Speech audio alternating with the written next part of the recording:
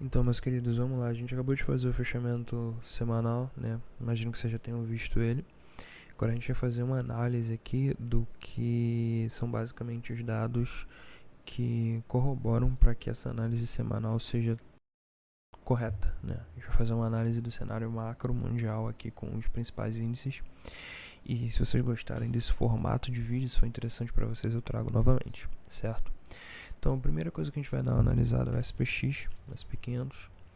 Então, dando uma olhada no SP500, a gente consegue entender claramente o seguinte. Nesse momento, ele começou a fazer uma tendência clara de baixa. Claro, ele fez 3 candles, sendo o primeiro um engulfo, na verdade, uma outside bar, né? Não foi uma outside bar, foi apenas um engulfo de queda, confirmado porque fechou abaixo e continuou caindo. Nesse cenário, então, a gente tem basicamente a zona que compreende pelo menos essa área aqui dos 4.180 como possível reteste.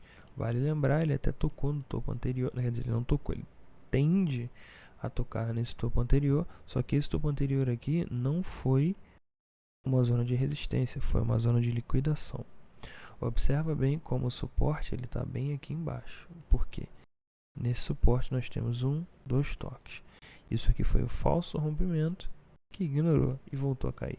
Então é pouco provável que essa zona do falso rompimento seja de fato a zona de suporte onde o gráfico tende a manter. Ele talvez toque em 4.160 para depois voltar a subir. E olha que interessante. Nesse momento no semanal ele está segurando a média de 20 períodos. O que pode até fazer com que ele tenha um repiquezinho antes de voltar a cair. Isso é possível. Mas hoje a probabilidade muito maior é de continuidade de queda. O que diz que isso é possível? Primeiro, o volume. Não houve uma formação de volume interessante na toque da média, o que significa que não houve uma formação de suporte. Segundo, o RSI continua dando possibilidade de queda. Se a gente dá uma olhada aqui no mensal, olha que interessante que a gente consegue ver aqui. A gente vê que basicamente houve um topo descendente em relação ao topo anterior, justamente na zona da 786 e aquela zona que eu falei dos 4.160 nada mais é do que 0,5 da Fibonacci. Então, pelo menos essa zona pode e deve ser testada.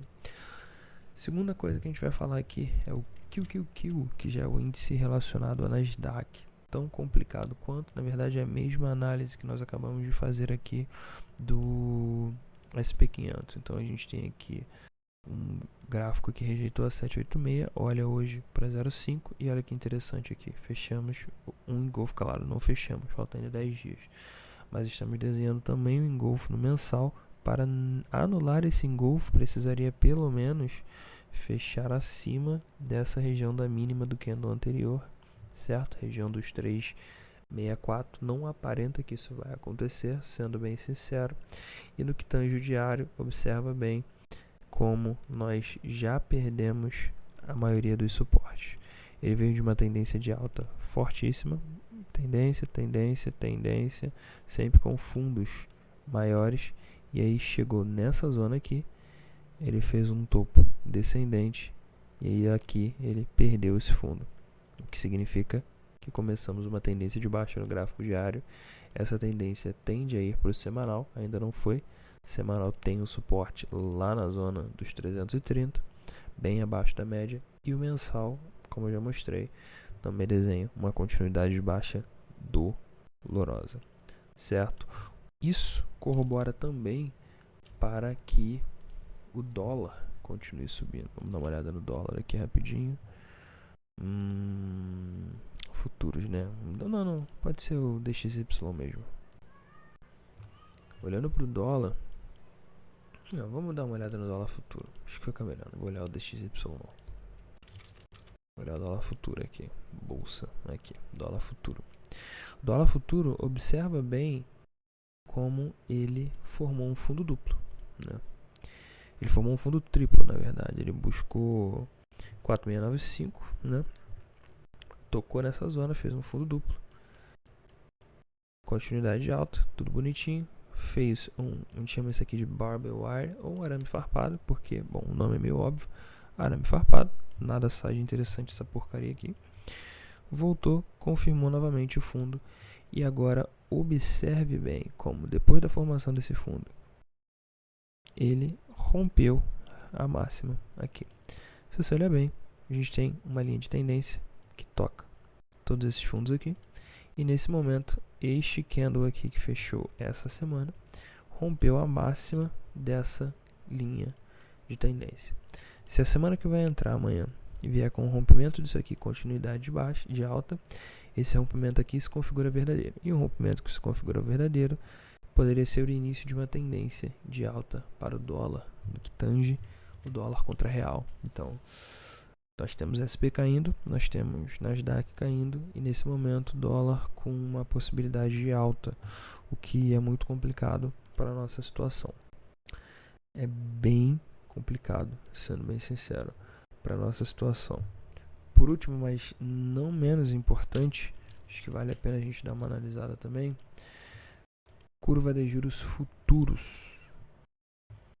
Vamos dar uma olhada no semanal dela aqui. Título 10 anos. Observa como ela veio com uma tendência fraca, né? Fez aquele topo duplo, caiu, deixou uma linha de tendência aqui e nesse momento, quando ela fez esse movimento aqui de fundo duplo, era o momento que nós esperávamos um possível repique. Foi quando o governo americano ele deu uma rateada, falando que ia, que não ia, devolveu um pouco mais de alívio para o mercado, quando houve um aumento de apenas 0,25, que era o momento que nós achávamos que havia acabado todo o desespero. Então, beleza, 0,25 acabou, então show. Agora o mercado não vai mais entregar alta. E o que ele fez? Fundo duplo, abaixo do que seria o topo anterior. E um belíssimo rompimento, uma belíssima pernada de alta nessa semana que todos os mercados foram para o saco. Então a gente teve Nasdaq, a gente teve SP500, a gente teve Bitcoin, a gente teve a porcaria toda indo pro saco. E semelhantemente com a porcaria toda indo pro saco, uma pernada de alta na curva de juros futuros, certo? Vale lembrar, tem uma linha de tendência aqui também, e essa linha de tendência foi rompida, e não só rompida, como possivelmente retestada por esse candle aqui. O que isso significa? Significa basicamente que a perspectiva de juros futuros americanos subindo tende a pressionar a zona do SP500, tornando ele menos atrativo, jogando ele mais para baixo. E num cenário onde SP cai e Nasdaq cai, nós temos ativos de risco de forma geral menos atrativos. É algo comum. Toda vez que nós chegamos nesse tipo de situação, o próprio ativo perde valor, porque as pessoas elas não querem se colocar em situações de risco quando o cenário como um todo não está favorável para isso, certo? E aí o que corrobora para isso é que o ouro acaba de fazer um fundo duplo. Felipe, o que o ouro tem a ver com isso? Bom, o ouro é o principal ativo hoje, mundialmente falando, no que tange proteção de capital. Então, toda vez que o ouro cai, significa que a perspectiva de lucro das pessoas aumenta, ou seja, o apetite ao risco das pessoas aumenta, certo? E aí, quando o ouro sobe, significa que as pessoas estão com medo, certo? Comprando um ativo de proteção contra a inflação. Quando ele fez esse fundo duplo aqui, mesmo sendo em uma tendência de baixa, significa basicamente que o mercado está em um ponto crítico. Ou nós confirmaremos isso aqui como um rompimento, e isso aqui foi apenas um fundo duplo dentro de uma tendência de alta para continuar subindo, e aí significa que o mundo inteiro entrou em completo e total desespero, certo? Porque nós teremos SP caindo ainda mais, Nasdaq caindo ainda mais, e o ouro obviamente subindo ainda mais, as pessoas vão estar mais protetivas com seu capital, ou significa que a gente vai perder isso aqui e vamos continuar caindo com o ouro. Aí significa que o apetite ao risco mudou, certo? Então, nesse cenário, o que a gente basicamente está esperando? para os próximos meses. A gente está esperando uma decisão que vai acontecer na zona do SP500 primeiro.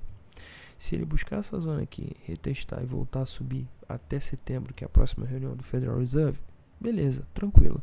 Foi uma tendência de alta continuativa. Não há problemas nisso. Continuaremos olhando para o alto.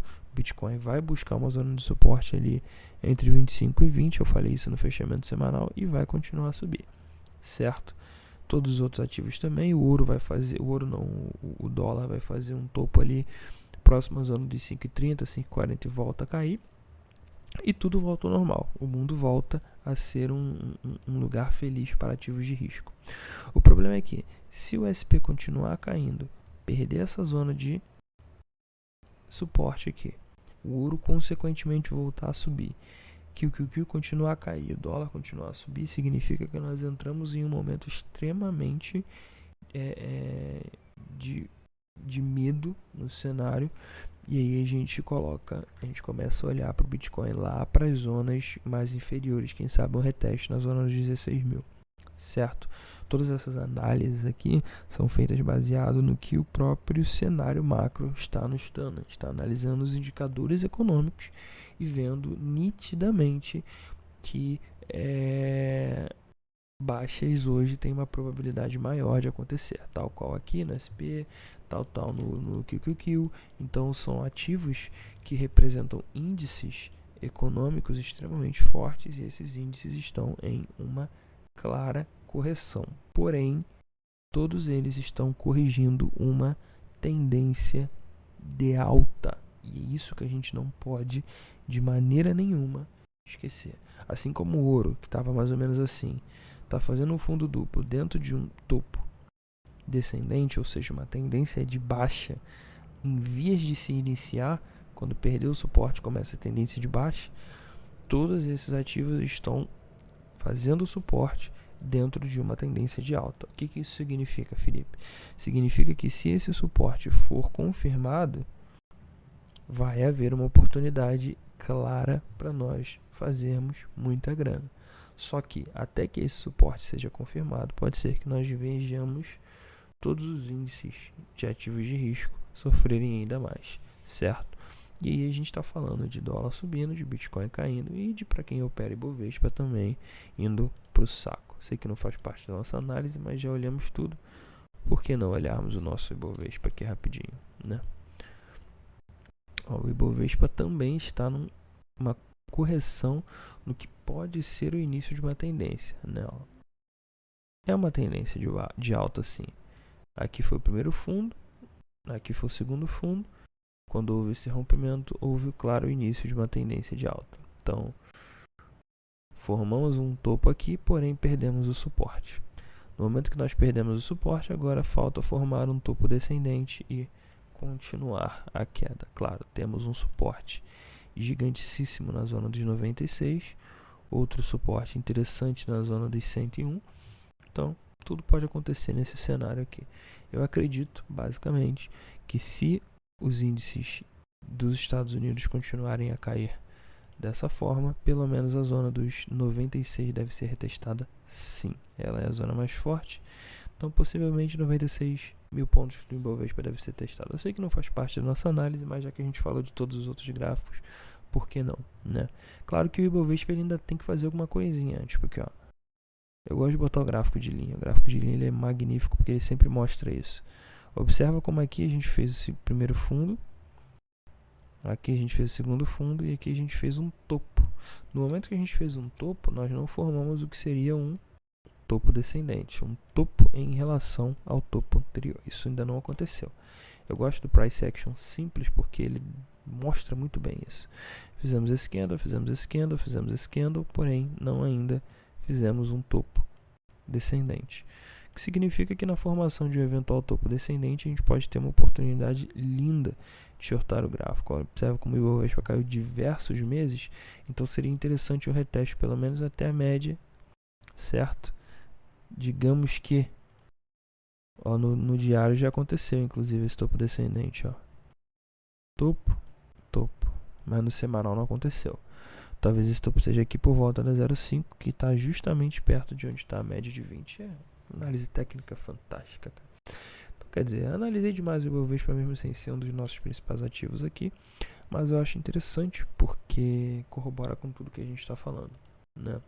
Índice VIX subindo, que é o índice de volatilidade do SP, que significa que a bruxa está instaurada no gráfico, e o que pode impedir que todas essas quedas aconteçam, ou que pode dar fim a essas quedas conforme elas chegarem, é de fato a reunião do Federal Reserve e as falas do Federal Reserve que vão acontecer em setembro. Talvez o gráfico de fato busque, né, o diário do SP está indo buscar um suporte importante agora, talvez perca esse suporte, faça topo descendente para lá em setembro, próximo da reunião, os dados forem colocados de forma mais positiva e isso aqui é apenas fazer um reteste nessa zona e continuar subindo. Pelo menos é isso que a gente está esperando que aconteça agora.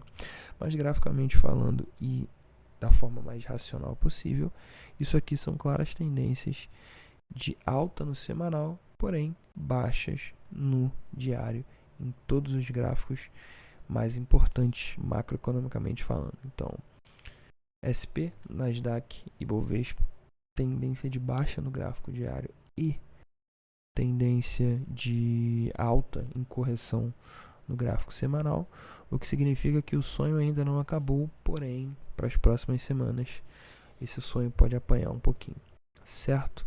E se vocês gostaram desse tipo de conteúdo aqui, focado em índices, focado em dados macroeconômicos, né, graficamente explicados, deixem nos comentários que eu posso trazer mais. Se não for útil para vocês, não tem por que eu trazer, certo? É isso. Valeu. Tamo junto.